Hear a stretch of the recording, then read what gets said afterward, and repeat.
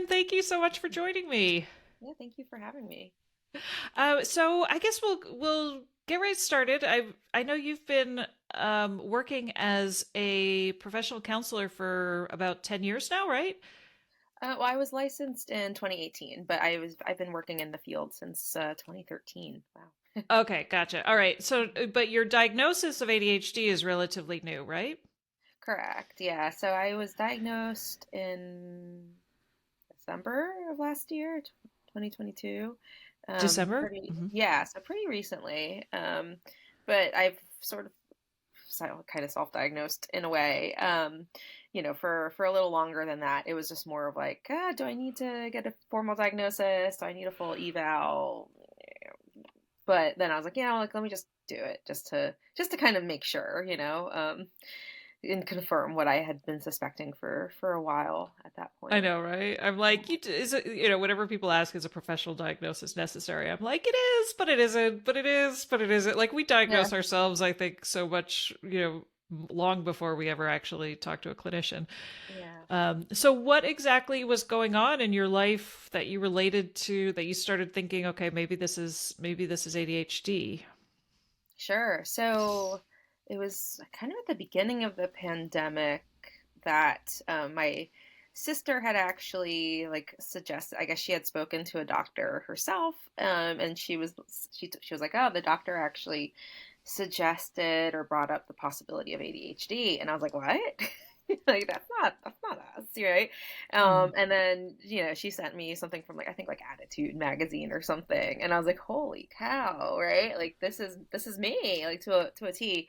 And so previous to that, like I had always just thought that I was anxious or struggling with depression or just kind of stressed, right? And it was always like, oh, well, once things calm down, I'll like have my life together. Once things calm down, or like maybe this maybe it's just like once I get to like a more once I just like have the time to like clean my apartment or clean my house, like I'll be fine, right? And it just never seemed to ever resolve.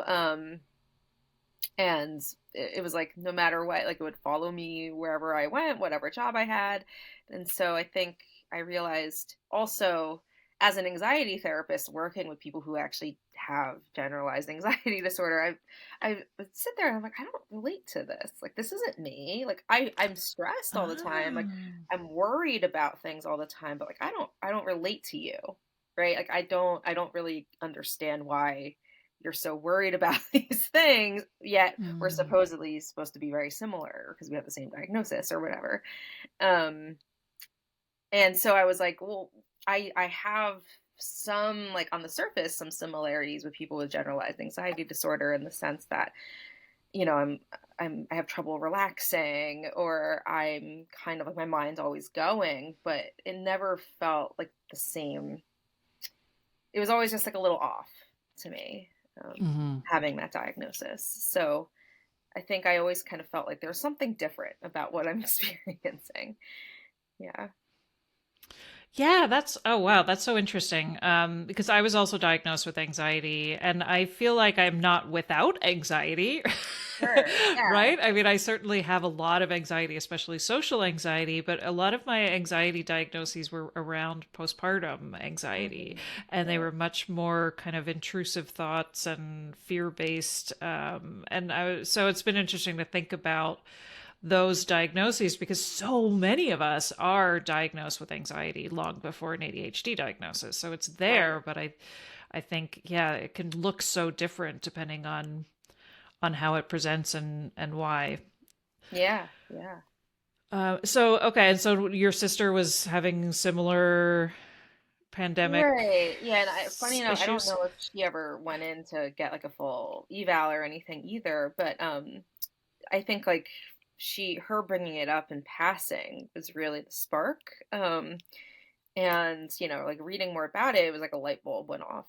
And I made like I was talking to somebody the other day, I forget who, but basically I was like, it was almost like all of the foreshadowing. It's like looking back on a movie you just finished and being like, the foreshadowing. Oh my gosh, there was so much foreshadowing. Like that's what it felt like. Um, to finally That's realize, I was like, wait a second, this is me. Oh my God, right? It's like going back and watching the what was the I See Dead People movie? The Sixth Sense. Right? The Right. six, it's Like, like oh, going no back and wonder she just rewatching like that. she's like eating by herself. No wonder, or like, it makes so much sense. Oh, that's such a Um, perfect description of that feeling of like right, going over our whole lives with this fine-tooth comb, just being like, right, oh my goodness. And I think also too was like one of the things for me was like I didn't even acknowledge how much I was struggling in certain situations right, until my diagnosis, where I had to look back and be like, oh yeah, like I really, really struggled in school in these ways, right? There were some ways I didn't, right. but there were some ways where I was like, oh, I didn't realize this wasn't a universal experience, that this was something unique to Hmm. me or to ADHD. So I'm curious, when looking back in your childhood and over the course of your life and parenting and all that, like what were some of the things that jumped out at you as like as the signs were there all along moments? Right. So this is one of probably like one of my favorite stories to tell was um when I was in like grade school, like third through sixth grade, I was really into art. And I loved like painting, like I loved like studying about all the artists and like especially like 19th century like expressionism was like my thing.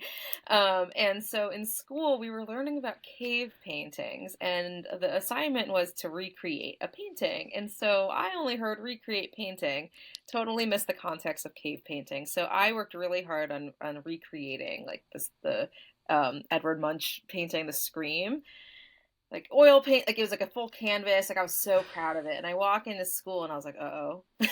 Like, one of these things is not like the other. Like,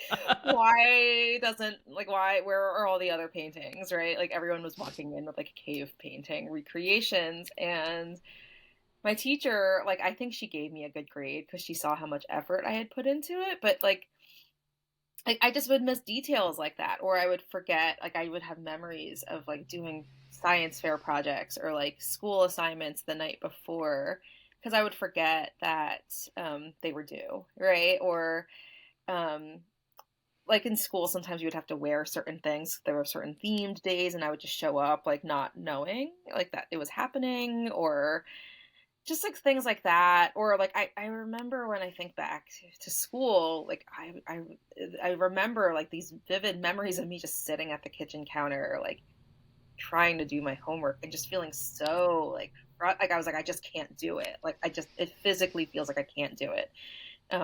And I would just need so much time just to A, get into it, and B, to complete it. And I would stay up till like past midnight, especially in high school. Like I would stay up like so late just finishing homework because it was just so hard. And I just always thought like, oh, well, that's because I'm an honors student and like school is hard. Like it was no, I thought it was normal. And the idea of like people like having jobs and doing like all these other things, it just would boggle my mind. I'm like, how do people do it? Like I don't know. I always thought they were overachievers and I was a slacker when really it was like these other things going on.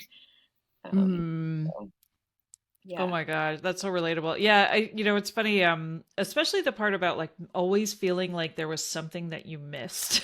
I right. think that's a very common Yeah, experience for us where there was like a detail where it's like, is that just like that we rush things? Because I see that with my son with math. My son is very, very good at math, but he has this issue where like he will go too quickly and he'll miss something, and he doesn't, math is really difficult to self-edit, right? Like you don't right. know if you've got a question wrong. And so he'll do really, really well in math, but then other times he'll get like a 50 because he had the same error over and over and over again because Yeah, he was convinced that he was doing it a certain way.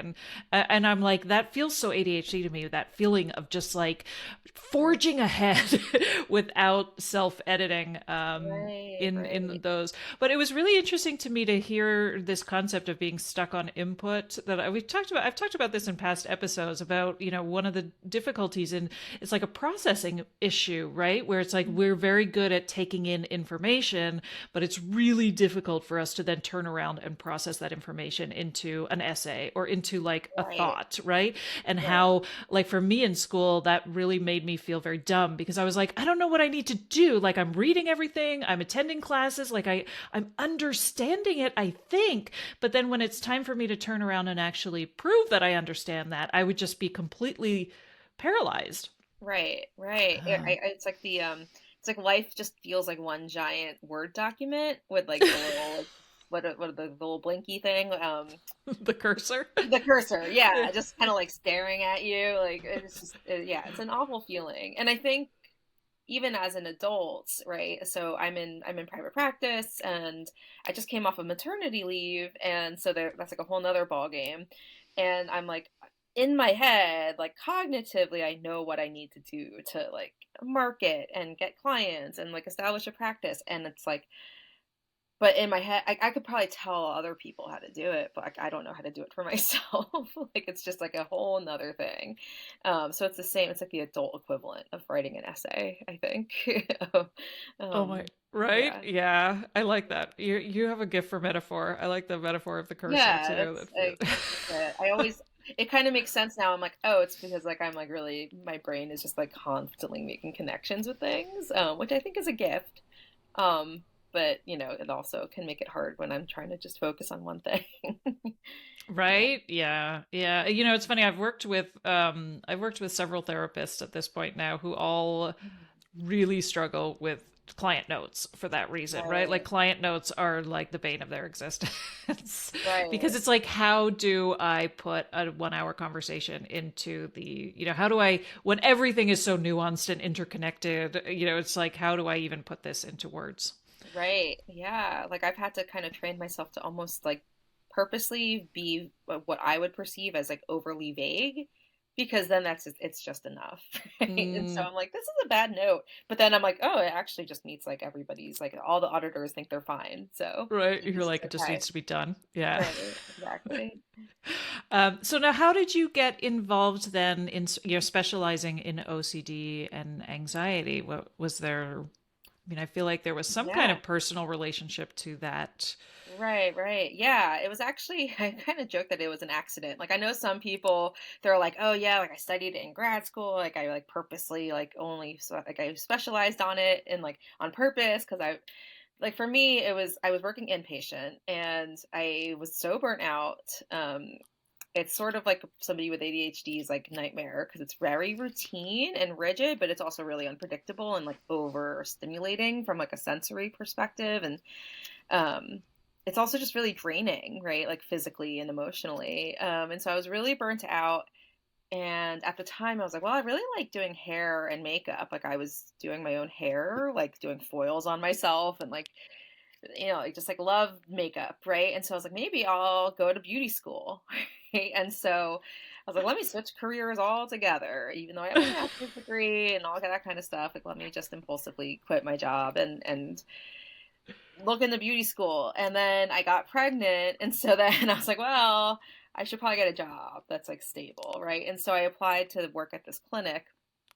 And I was like, I don't know anything about OCD. I've worked inpatient, like so substance use, schizophrenia, like all of like much more, not, I want to say severe because OCD can also be very severe, but just not necessarily OCD. And so I took the job and loved it. And then that kind of, this now looking back, I'm like, yeah, this was totally an ADHD thing where I just was like so hyper focused on it. Like I would like listen to podcasts all about it on my way to work, on my way home from work. I would read books. So very quickly it became kind of like a thing that I knew a lot about and I was really good at it. So that's how I kind of fell into the OCD world.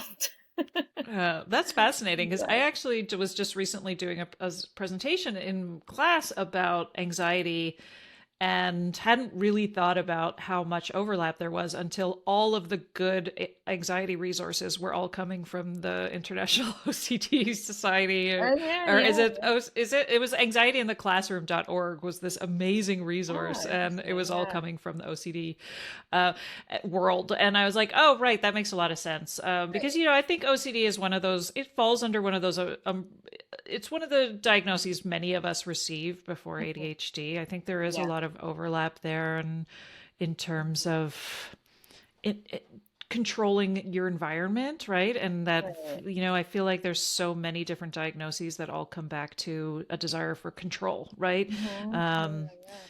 and so it's fascinating to me how ADHD, all the many ways in which we look Right. at we miss the forest for the trees, or whatever the phrasing should be. Yeah, I never really understood that phrase.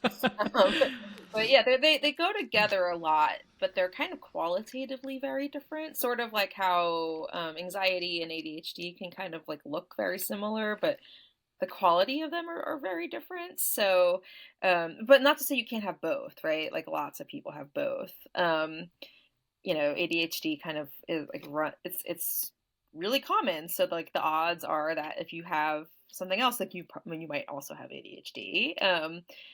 And so, but I think like a lot of people are misdiagnosed, especially in the idea of like, well, I have to feel right in order to begin this.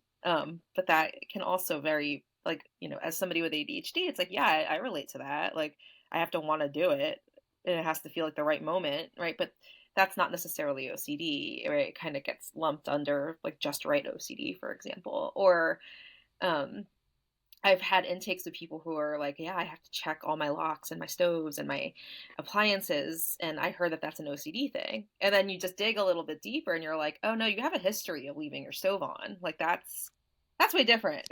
That's very different than somebody who like with their own two eyes can see that it's turned off and still doubting it, right? And so um it is very interesting, right? Like they run together a lot, but they're kind of incredibly they're different also at the same time. So Huh. Okay, that's interesting because now I'm thinking about those repetitive behaviors in terms of like anxiety and needing to check if mhm, the stove is left, or remind me of some of the elaborate systems that many of us came up with to right, manage executive dysfunction, and how I've right, talked about like I never thought I lost my keys because I had very elaborate ways in which I had to in so that I didn't lose them, which you're right, right. must come from a history of losing things. Right. But the uh function of them are different. It's just like functionally different.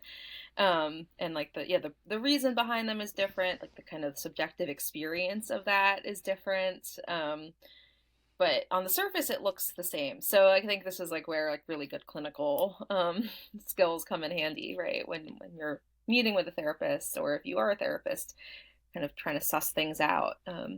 It's important because things can look the same on the surface. It's like those snakes that look the same, but one's poisonous and one's not. Like it's like, yeah, you can't just rely on what things look like, right?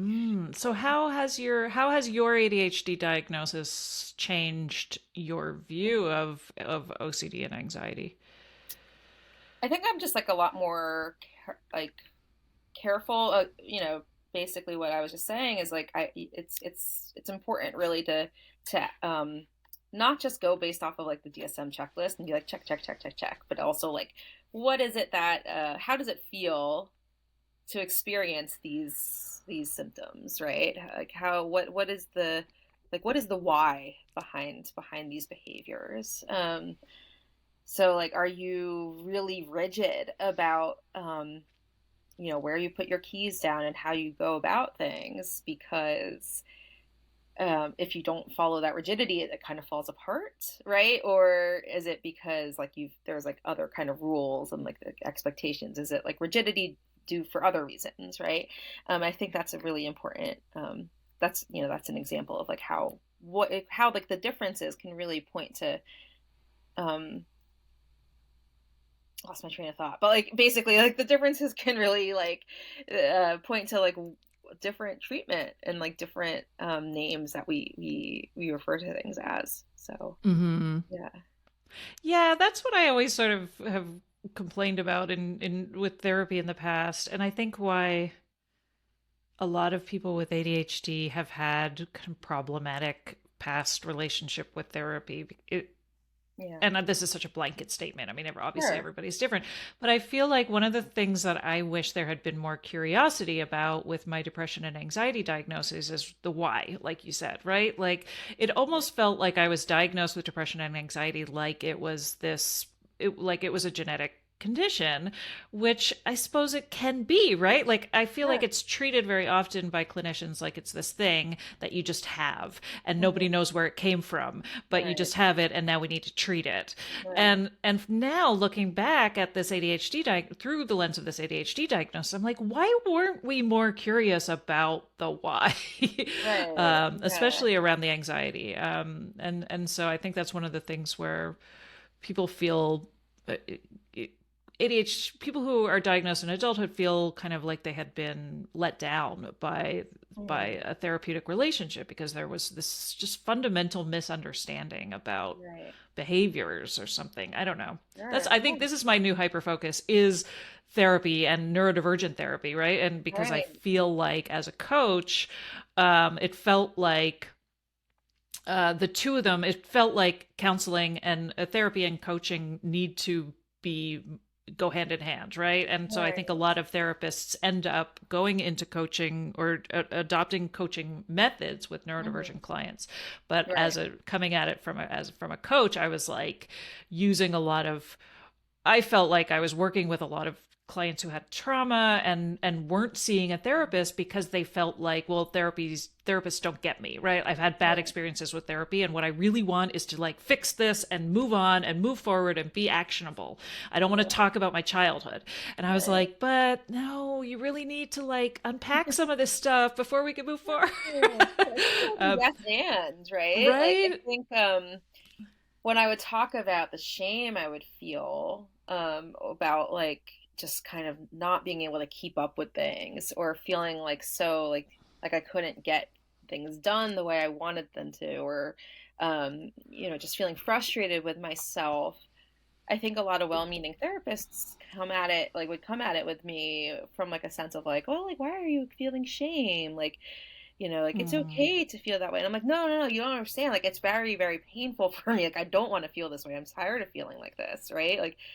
Like yes, like I don't think I'm like inherently like a bad person, but I feel like I don't know if I could curse, but like I feel Oh yeah. like I just feel like a piece of shit all the time. You know what I mean? Yeah. And like there is a reason for that, and like I just want somebody to like validate that reason. And um I think that is missing sometimes when you have therapists who, especially with like the whole like, like self-compassion and like not feeling ashamed of who you are and like shame and perfectionism. Like, yeah, that's all great, right? But I think for a lot of people with ADHD, especially women with ADHD, like you can't kind of like self-compassion your way out of things when like you feel like the systems around you just aren't working for you and like your brain isn't working the way you would want it to work. And it can get really frustrating and like actually inadvertently like feel very invalidating. Yeah. Yeah. Um, right. And that, but then on the flip side, I think there's also that issue, which I certainly experienced as a coach before I was diagnosed with ADHD and really understood executive dysfunction, which Mhm. was, having clients and we would work together and be like, okay, this week I'm going to do the thing. And then they would come back the week later and they didn't do the thing because even Mhm. as much as they wanted to do the thing, they were incapable of doing that. And I Right. didn't know enough about executive dysfunction. So I felt like a terrible coach because I couldn't get them to do the thing. And they felt like a terrible person because they Right. couldn't get to, and we always felt, I always felt like we were at this impasse of failure, Right. mutual failure. And now with knowing what I know about executive dysfunction, I'm like, oh, it was always, it was never about desire, right? It was Right. always about ability and strategy and all of that. So Right. I just feel like Totally. they're so intertwined. And that's why I'm obsessed with trying to get more therapists understanding what ADHD looks like, especially Right. in adult women. And Right. so I'm curious for you too, like how has your diagnosis affected just how you are um, as a therapist? Because I know you had also said that your ADHD affects you professionally. It affects your colleague relationships, but also work life balance and burnout. Right, is a huge Oh thing yeah, for. for sure, for sure. I think I think it impacts like how I'm able to work in this is such a vague statement, but like I think for me I need kind of constant breaks. And I think there's like such a working I had worked for like a big kind of telehealth company for it seems like it's actually not that long of a time, but I feel like pandemic years skews everything. Right. It felt like a long time. It was like it was like 2.5 years, right? Um, but I think working in a tech company, like a telehealth company, where everyone has access to everybody's Google calendars, just in seeing like what's blocked off and everything, it's like, well, what's all this white space for then? And it's like, well, Mm.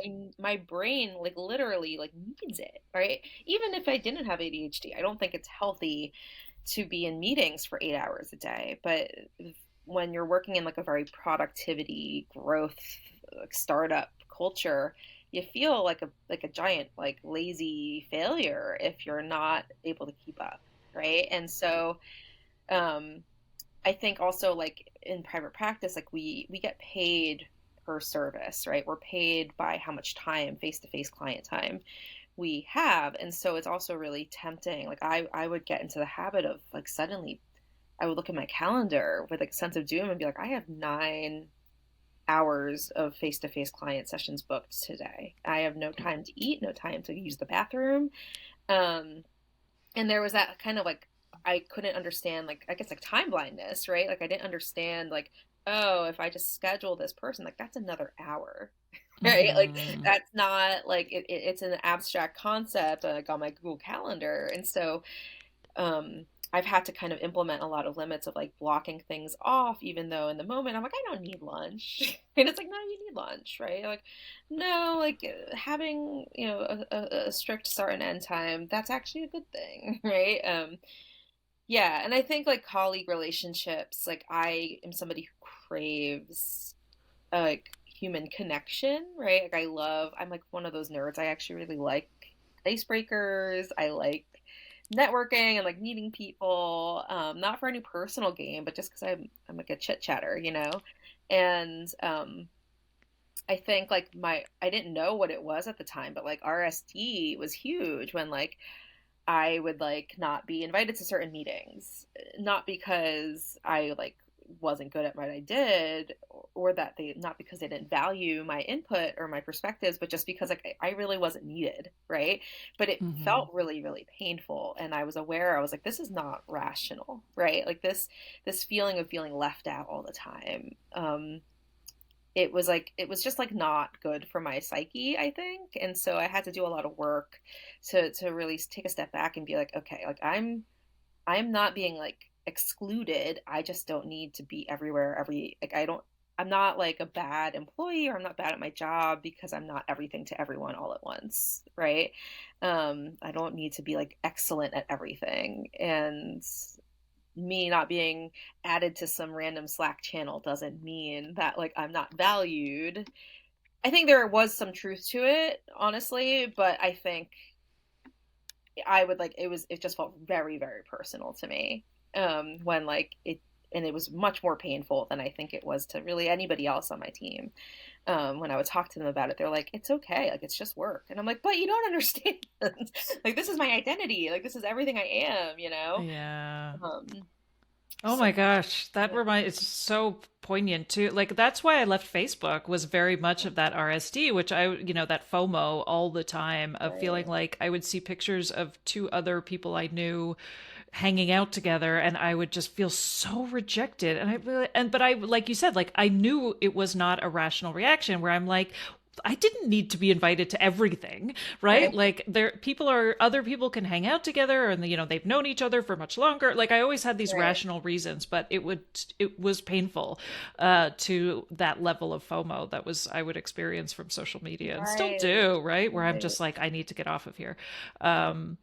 But that's so interesting. Like, in terms of needing to be everywhere and everywhere, and every needing to be everywhere and showing up in all ways, I think is something that I'm like, I think it's interesting if it's a time blindness thing, but I think it's also this like, um, I don't know if it's, I think it comes back to that idea of like, the belief that any sign of incompetence is somehow failure, right? So I think there's like a masking element to that needing to show Yeah, up and be all there, all things for all people, right? Like there, right. it is a real sense of like, I need people to see that I am the very best at everything, or I need that validation. Right, right. Yeah. And also I kind of feel like it's also a sense of hyperactivity. Like if I don't do this now, I'm never gonna get to it.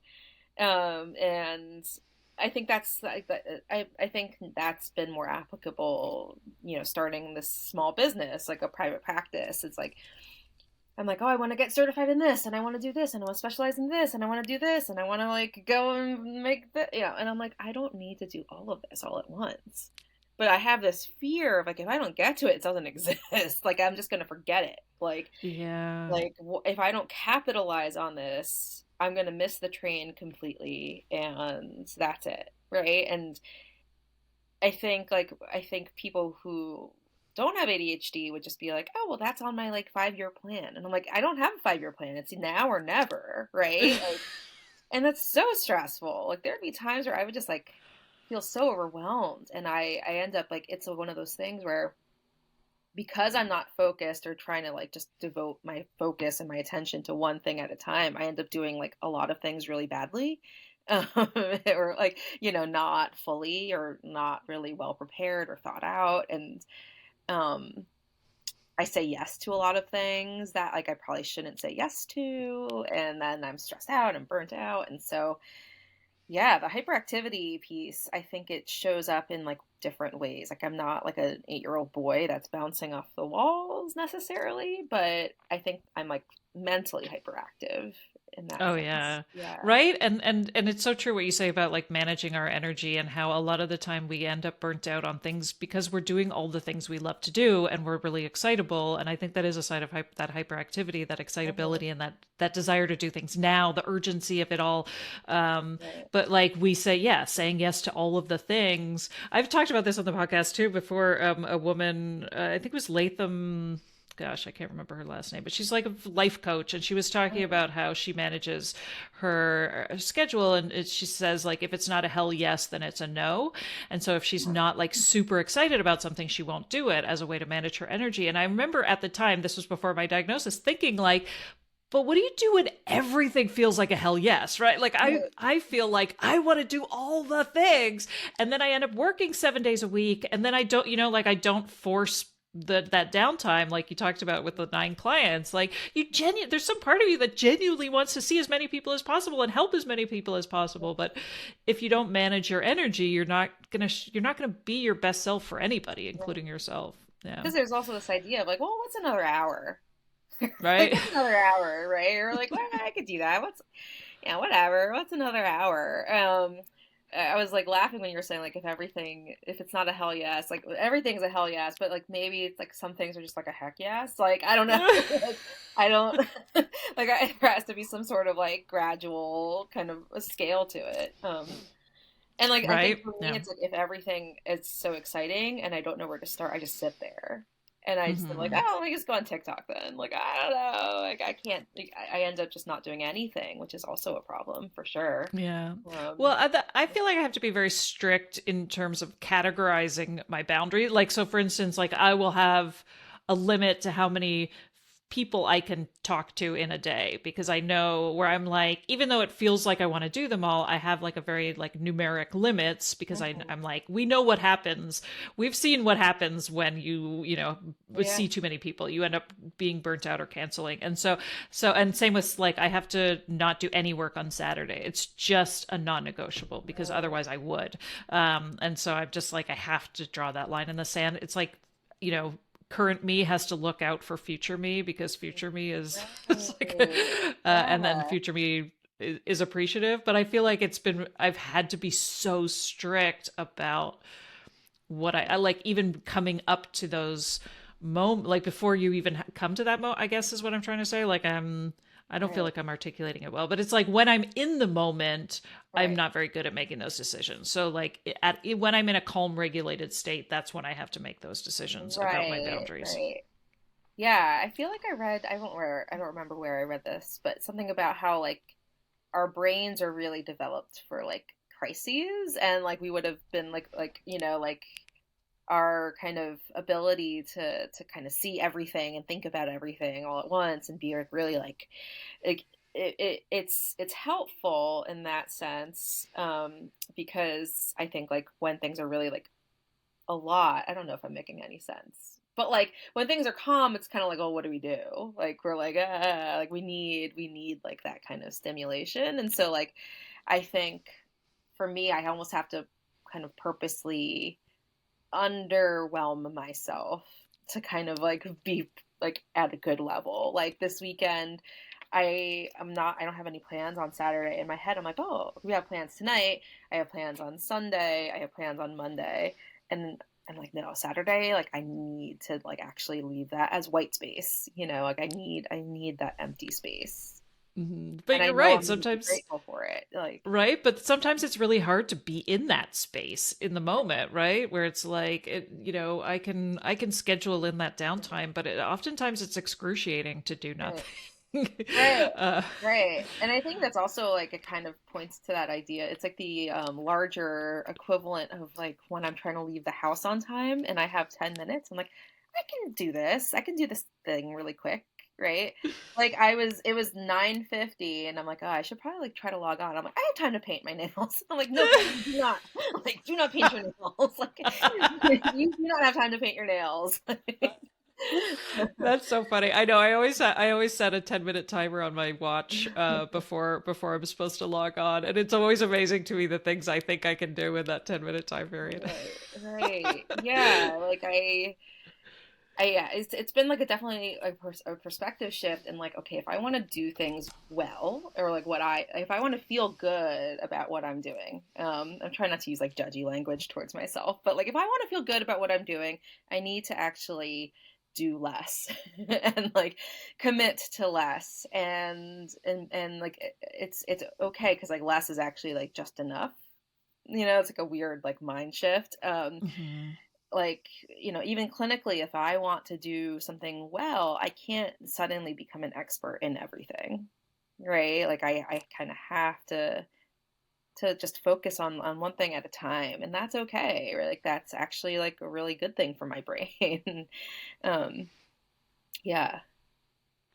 Yeah, it was interesting. I was thinking about burnout and burnout as a counselor. One of the things I was surprised when I was doing some research into burnout, and it was for an ethics class, and so we were talking about the ethical implications of burnout and impairment.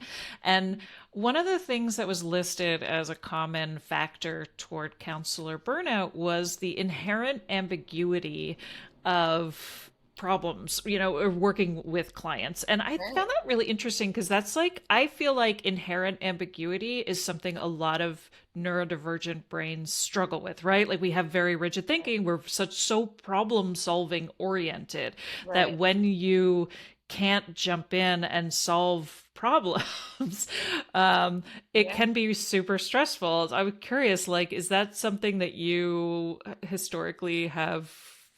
Do you have a way? I'm worried about that in terms of my Yeah. own practice. Is Oh, there a way that you deal totally. with that? Yeah, totally. I think when I found, OCD treatment, I was like, oh, this is like very concrete. It's very active, right? Like we're doing stuff in session. And then, when I started to practice, I kind of took on some more kind of like general mental health talk therapy clients. And I remember really struggling. Like I just was like, for considering my job is literally to listen to people, like I am not good at this, right? And I think like I've kind of had to take a shift. Like I talked to one of my friends and she was like, yeah, just imagine that you're like listening to a story and you're picking up on plot points. And that honestly helped me so much. But like um I think like the inherent ambiguity of like how is this going to be solved? What even like there's so like when is this going to be solved? What does that look like? Right? Like that I think is like that was like inpatient work to a T, right? Or like working with like Mm-hmm. trauma or like people who are in like really high risk situations. It's like I think and this is just like a quick like kind of like hypothesis in my head. I wonder if there's a connection between that and like the kind of orientation towards justice and like kind of feeling really like frustrated at injustice and like because it's like there are solutions and why aren't we implementing the solutions and like this is not okay and why can't we just do this right Right. um like I'm not okay with Yeah. things being just like that's just how things are when like the solution's right there, like why aren't we implementing it? Yeah. Well, and I really struggle with that feeling of like it's up to me to solve the problem, right? Which is Right. something that as a therapist you can't like you have to resist Right. that. Right. Actively resist that. And so I'm always sort of like where is that coming from? Why is that a control, is that like a control response, which is sort of, that feeling of like, oh, I see somebody in need. It's up to me to make them feel better. It's up to me to help them. Right. And how can I solve their problem for them? And Right. I feel like Yeah. where's that coming from? That's what I'm curious about. Yeah. That is an interesting, yeah, I don't know. Because I think you're right. I think it is something that like we see a lot of in that justice oriented mindset and that like intense empathy and Yeah. compassion fatigue and all of that stuff that I think a Right. lot of us experience. Not to mention like the impulsivity, like in meetings, like I kind of had a reputation for being like very fiery, like I would go on these like sermons, essentially. And like at first it was good when it was good and when it was like not actually working, it was bad, right?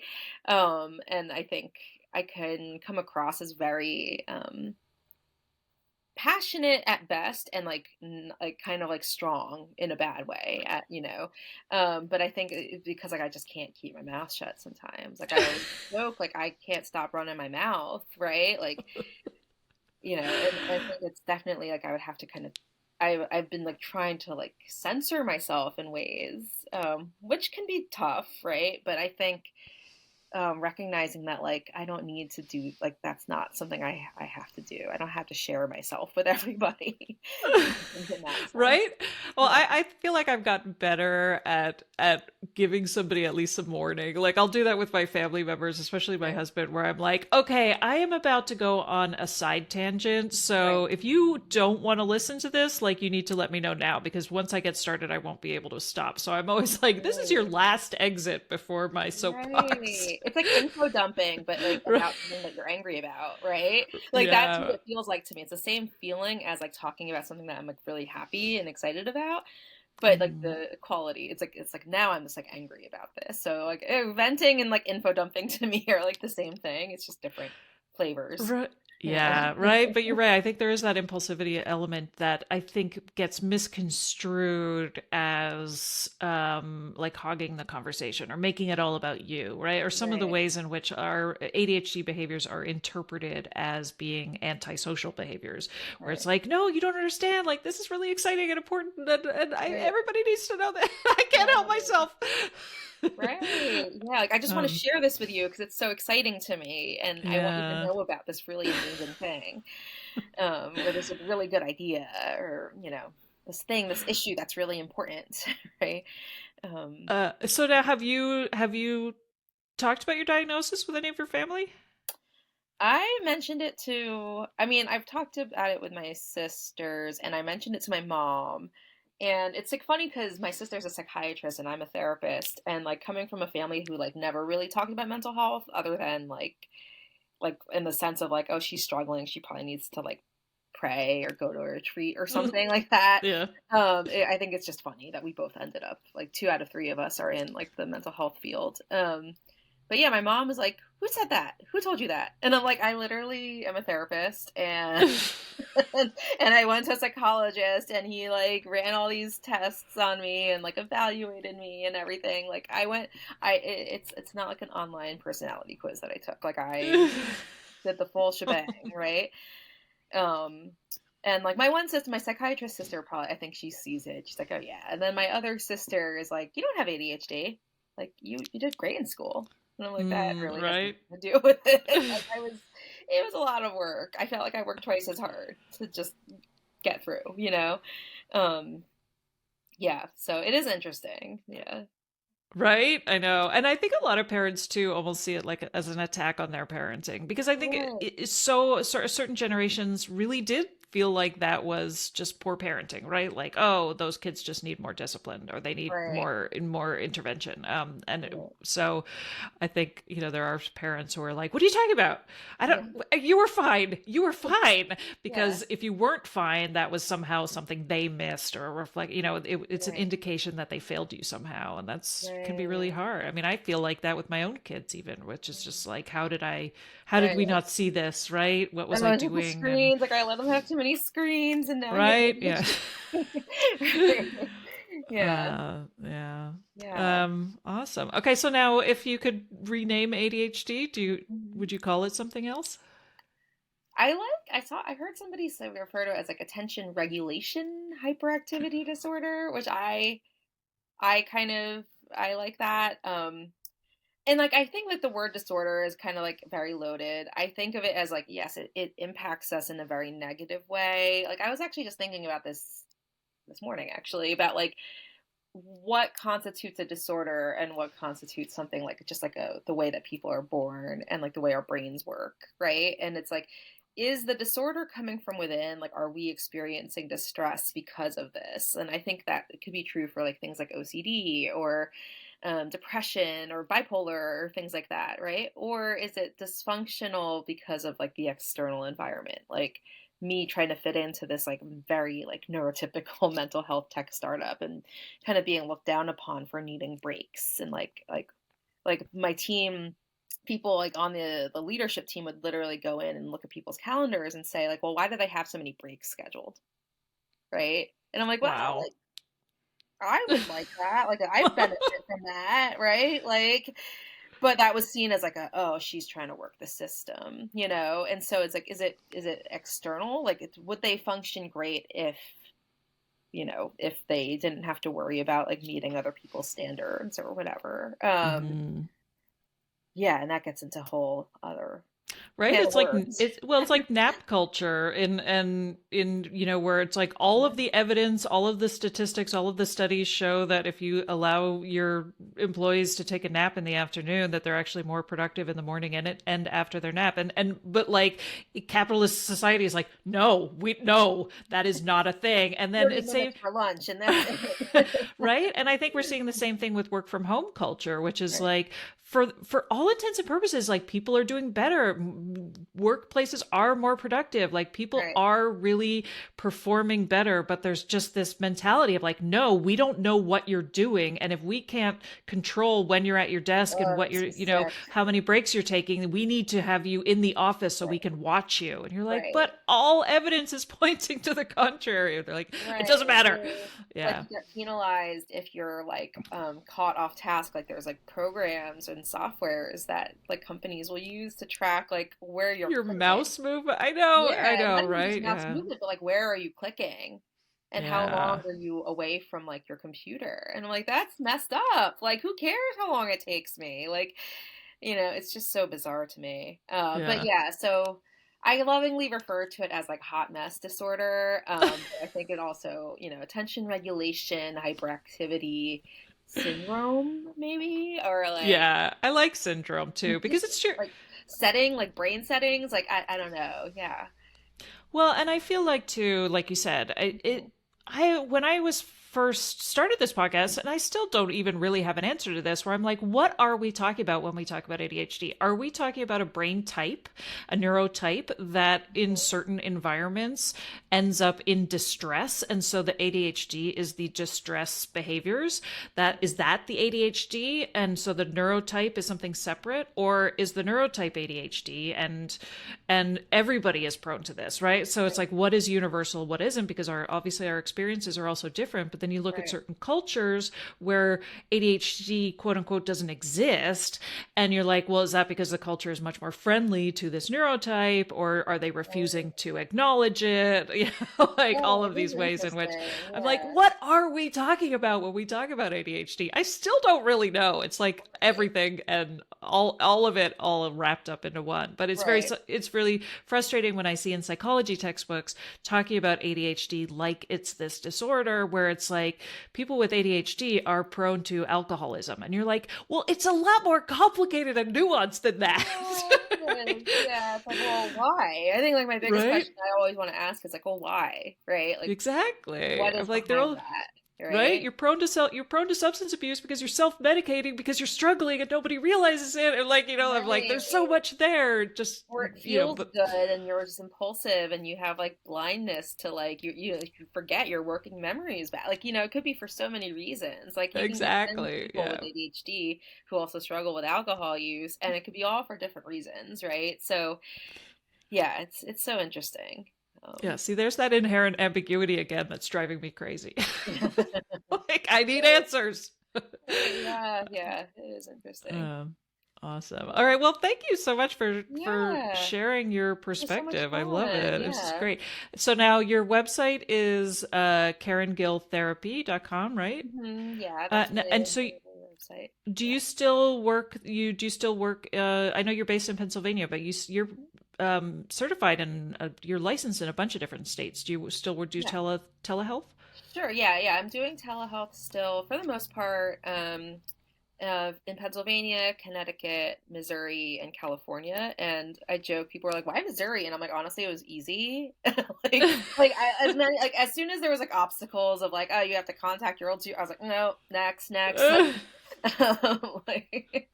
Like, so that's how I got licensed in all those states. I was like, it's just easier, like less obstacles.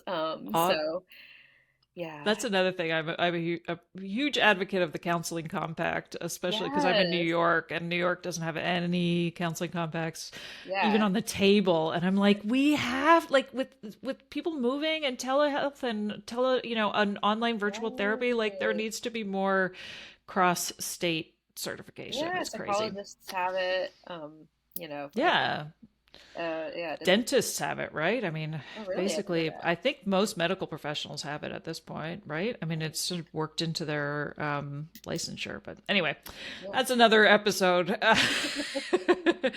So that's awesome. Okay, so and is there another? What's the best way that people can get in touch with you and reach you? Yeah. So, I have an Instagram account. It's at therapist.caryn, like Caryn on Instagram. That's kind of like where I'm most active, honestly. Like my website just kind of exists as like a professional placeholder. I don't like Mhm. blog. I would love to blog. I probably could blog because my captions are super long. They're essentially blog posts. But again, that's a whole, understandably it's like another thing I have to do. Um, but yeah, so that's kind of what I've been doing, private practice. I've kind of been working on like different like workshops and mini courses as well. And so that's all kind of in the works. Oh, So amazing. Okay, well, I'll put a link to your Instagram and your website. And if you're already writing Instagram captions, just make those your blog posts. Repurpose. I know, in theory, I know that that would actually be super easy, right? But I think Those it's are the not meant to things do that right? Well, I'm like, those are the things that never occur to me that you can do that. And then and once in a while, I'm like, oh yeah, like I could totally repurpose that stuff. But anyway. I think in my head, I'm like, it's so daunting, and in reality, it would probably take like 5 minutes just to do it. I just gotta do it, right? But Awesome. Well, thank you so much, Karen. It's been a real yeah, pleasure thank you chatting so with you. much. Thanks for sharing. Yeah, thanks for having me.